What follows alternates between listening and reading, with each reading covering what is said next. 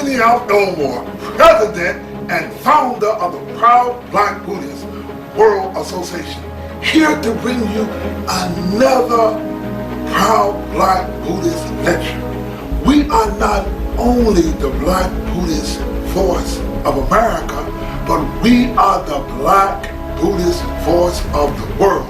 And today we bring you another exciting Black Buddhist lecture. Lecture today is the Tina Turner Buddhist story.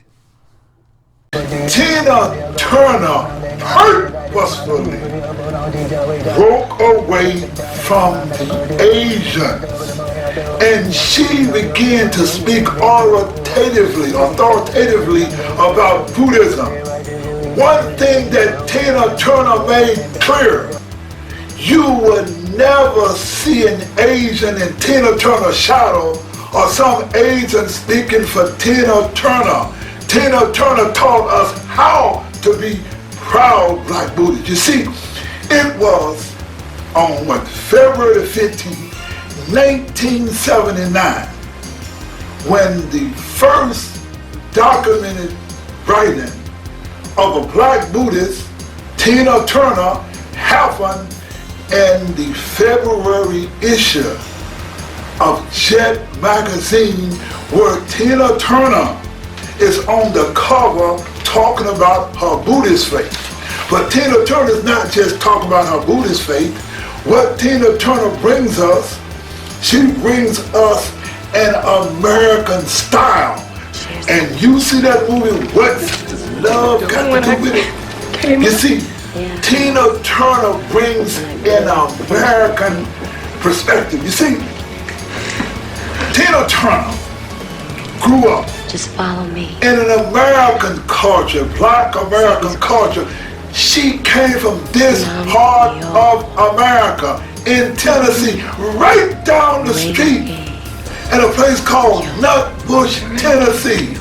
And her family was a part of the Woodlawn Missionary Baptist Church. I know it feels strange, but it's chanting. I'm a Buddhist now.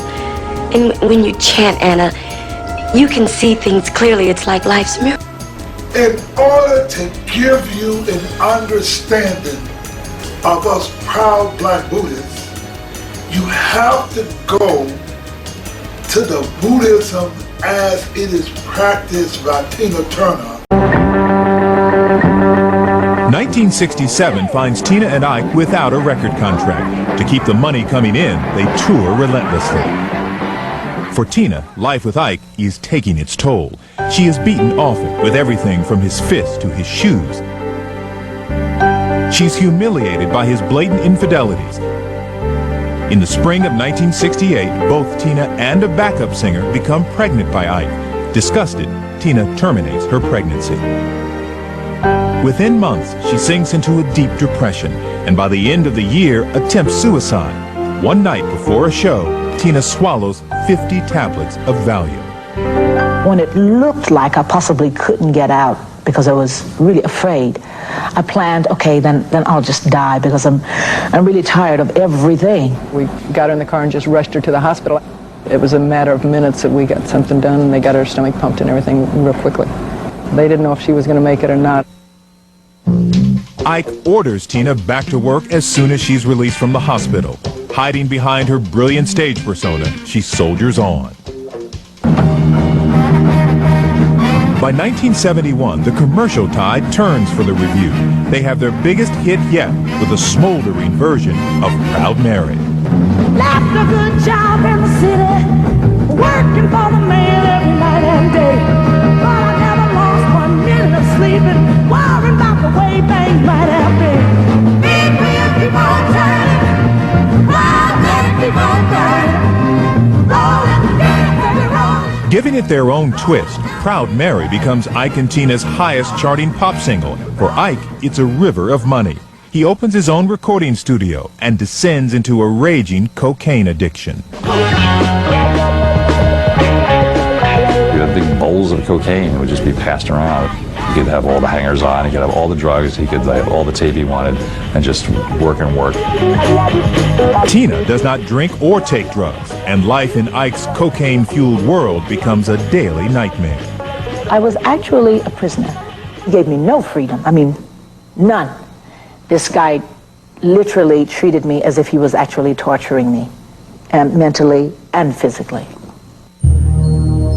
A light at the end of the tunnel appears. Tina is introduced to the Buddhist religion and its discipline of meditative chanting. It is the key she is looking for. At the time I was interested in changing my life, and I could relate to it because actually I was doing it. I mean, there wasn't a reverend standing there telling me what to do, to actually do the practice myself. And that's why I started to chant. In 1973, Tina writes her first hit song, Nutbush City Limits, a tribute to her hometown.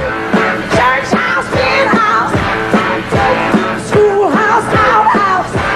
By 1975, she's making solo appearances, with Ike's permission, as the Acid Queen in the film Tommy, and on an Anne Margaret TV special. It's clear Tina Turner is riveting in any context, with or without Ike. Resenting her solo success, he is growing more angry by the day. By early 1976, the hit records have dried up, and Tina and Ike are playing conventions and second-rate hotels. Consumed by fear and rage and crazy from cocaine, Ike becomes more violent than ever. Tina is his punching bag. You see her with broken jaws and just, you know, with the coffee in the face and all of that. It all comes to a head for Tina and Ike during the bicentennial weekend in 1976. They are booked to play the Hilton Hotel in Dallas. Ike has been awake for days in his studio, wired on cocaine. On the way to the hotel, he starts beating Tina, and for the first time, she fights back. I really gave a good one. Yeah, I think my hand bounced. I might have hit so hard. He reached and found his shoe, and he was hitting me with the shoe. Bleeding and disfigured by the time she gets to the hotel, she waits for Ike to pass out in their room. And then, with just the soiled clothes on her back and little else, Tina starts running. I ran straight out of the hotel, in the back of the hotel somehow. There was a Ramada Inn across the way, and I never felt what it felt like to run across a freeway. It's terrifying. I dashed across the road, and I walked into the hotel, and I asked for the manager of the hotel. And I said to him, I'm Tina Turner. I only have a mobile card, gas card, and 36 cents here. But if you will give me a room, I promise you I will pay you back. And that was my word. That's all I could give. Tina gets a room and calls a friend in Los Angeles who arranges for her to get back to California. I went to this man's house. The next day was the 4th of July, Independence Day. I was free. Free, but not in the clear. Tina is homeless, broke, and in debt. With nowhere to go, she turns to the only person she can. Maria, I went to. She was my savior. With shelter and guidance from fellow Buddhist Maria Lucienne, Tina begins healing her wounded life. More than ever before, she meditates and chants. Tina chant hours and hours. Nam Myoho Renge Kyo, Nam Myoho Renge Kyo, Nam Myoho Renge Kyo. It was tremendous what he did for her. In order to give you an understanding of us proud Black Buddhists, you have to go to the Buddhism as it is practiced by Tina Turner to get an understanding as to who we are in the proud Black Buddhist World Association. You see, Tina Turner make it a point not to associate with Asian Buddhists. You would never find an Asian in the shadow or standing or speaking for Tina Turner. She speaks Buddhism authoritatively. She is independent. She is a free Buddhist. You do not find Tina on some mountain meditating. But Tina Turner brings a style of Buddhism that is the red, the white, and the blue. In that it is the Lotus Sutra that teaches us that Buddhism is our everyday life. Now, let's go back to the movie, What's Love Got to Do with It? You see, let's talk about that. You see,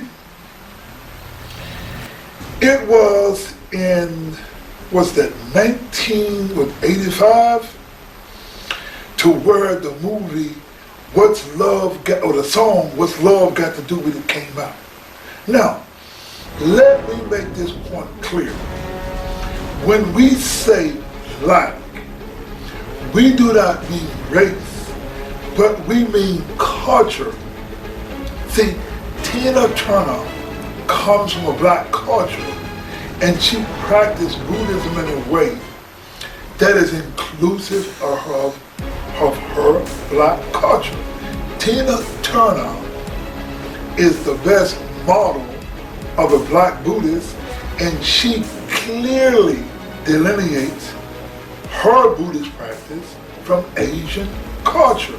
You see, in regards to black people in America, Tina Turner is the most significant black Buddhist in the world. Tina Turner provides the absolute most significance to proud black Buddhists. Now, what is the Tina Turner significance? The significance of Tina Turner in regards to her Buddhist practice is the fact that she does not associate or relate her Buddhist practice to Asians or to the Asian view of Buddhism. If you are black and you want to get a clear view of Buddhism, you must examine Buddhism outside the realm of Asian culture, history, and practice. This is what Tina said about her Buddhist practice. Quote, I didn't have anybody, really no foundation in life, so I had to make my own way. Always, from the start, I had to go out in the world and become strong to discover my mission in life, unquote. See, let us first listen to the words of Tina Turner as she talks about Buddhism. The most important thing that you must understand is that Tina Turner speaks 100% authoritatively. Now, in fact, Tina promotes the concept of beyond. See, we proud black Buddhists have moved beyond any Asian Buddhist masters, and we follow the ultimate law of the Lotus Sutra, which is chanting Nam Mu Myoho Renge Kyo or Nam Myoho Renge Kyo. Let us first listen to Tina talk about her faith and her Buddhist practice, and we're going to come back and finish our lecture. Let's listen to Tina Turner. I tell you something I learned. Charm and harmony can change the negative into the positive. And that's how I changed it, through love and through getting things done, not from power, but just from love and from being a good person. Welcome back to Speakeasy and a conversation with Tina Turner. I want to talk a little bit about your spiritual practice, because everybody I know, man or woman, wants to be Tina Turner. Now, I say that because it isn't just your outer beauty, which is so obvious. I think they sense an inner beauty, and they want to know how you got there. Now, I know the story, but is there something that you can say that isn't just like pop psychology, but something meaningful for you that helped you find out who you really are? Yeah, I want to try to simplify it so I don't overtalk, because I could start over there and end there. First, I have to say that I don't think a lot of people realize how important food for the mind is. They don't understand how important meditation or prayer is. You see, I never stopped. I went from my Baptist prayers to Buddhism. Let's just say maybe it was different words putting in at a time when I needed different words. the Lord's Prayer to Nam Myoho Renge Kyo, and then the Book of Saying Words.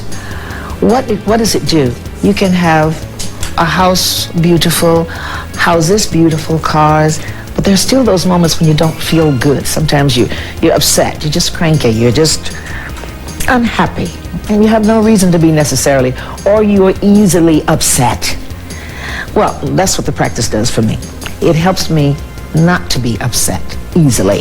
It helps me to deal with situations on a different level because I think differently about it. I don't get upset as easily. Yes, I still get upset because I'm only human. But the whole attitude towards someone getting upset because someone is blowing the horn, or look at that crazy person how he's driving, I don't get upset about it.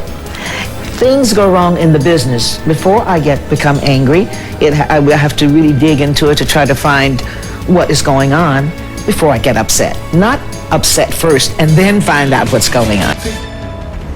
True Buddhism is the red, the white, and the blue. Tina infused Buddhism with the American spirit. You saw an American Buddhism. Not some Asian sitting on a mountain, or not some Asian speaking for you, but Tina found that you taught that we got spirituality, that we can practice the profound teachings of the Lotus Sutra, and you don't have to have an Asian master. We at the proud Black Buddhist World Association do not have any need for an Asian Buddhist master. We have no association with any Asian Buddhist sects. We are like the Black Church in America. We have our own doctrines, traditions, and practices. In fact, our Black Buddhist practice includes Black traditions of preaching and singing Buddhism. Thank you very much.